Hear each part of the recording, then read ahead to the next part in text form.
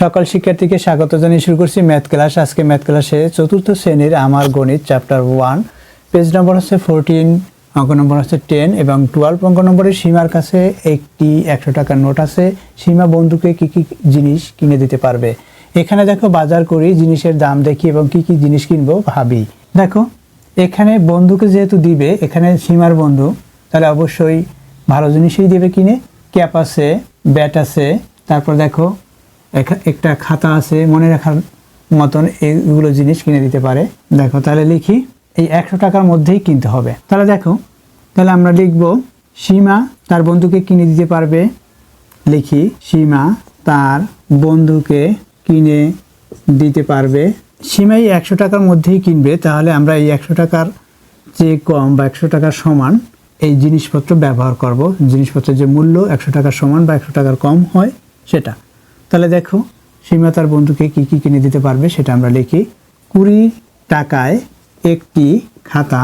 এখানে দেখো একটি খাতার দাম হচ্ছে 20 টাকা, 20 টাকা একটি খাতা।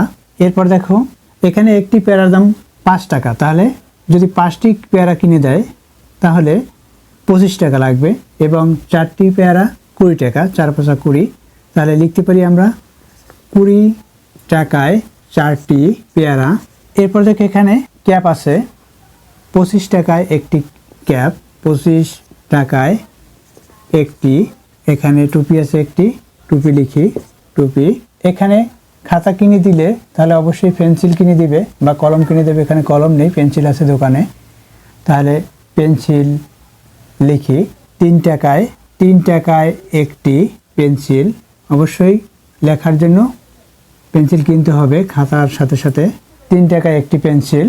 এরপর যেহেতু বন্ধুর জন্য উপহার, তাহলে এই ফুলদানি কিনতে পারে। তাহলে একটি ফুলদানির দাম কত? দেখো এখানে 50 টাকা একটি ফুলদানির দাম। তাহলে আমাদের এখানে এই টুপি বাদ দিতে হবে। যদি 50 টাকা লিখতে চাই তাহলে টুপি বাদ দিতে হবে, কারণ এখানে দেখো কত টাকা হলো 20 20 20, 3 20 60 আর 5 65, এরপরে আবার 3। তাহলে ফুলদানি কিনতে পারবে না, তাহলে ফুলদানি আর কিনতে পারলো না।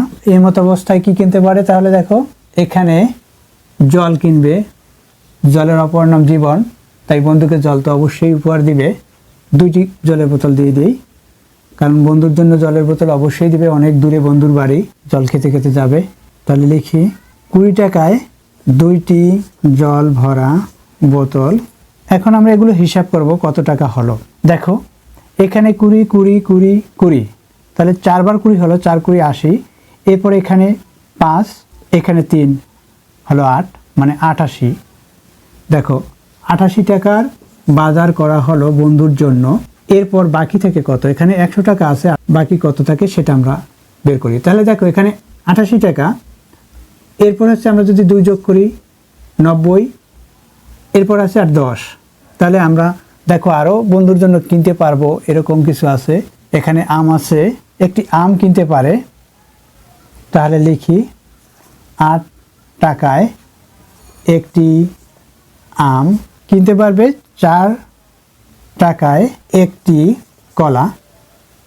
এখন আমরা এটা যোগ করব, এগুলো আমরা যোগ করি, দেখি এখানে কত টাকা খরচ করা হলো সেটা আমরা বের করি।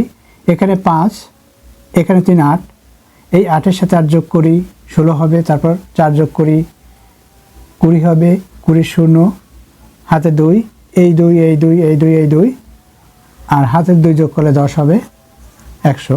100 টাকা কি কি জিনিস কিনতে পারবে 100 টাকায়? দেখো একটি খাতা, 4টি পেয়ারা, একটা টুপি, একটি পেন্সিল, 2টি জল ভরা বোতল, একটি আম, একটি কলা, এগুলো কিনতে পারবে। তাহলে আমরা এখানে লিখব 100 টাকায় একটি খাতা, 4টি পেয়ারা, একটি টুপি, একটি পেন্সিল, 2টি জল ভরা বোতল, 2টি জল ভরা বোতল, একটি আম ও একটি কলা। এগুলো সীমা তার বন্ধুকে কিনে দিতে পারবে। এটাই উত্তর। আশা করি এটি বুঝতে পেরেছো। এতক্ষণ ম্যাথ ক্লাসের সাথে থাকার জন্য সকলকে ধন্যবাদ জানিয়ে আজকের মতো বিদায় নিচ্ছি।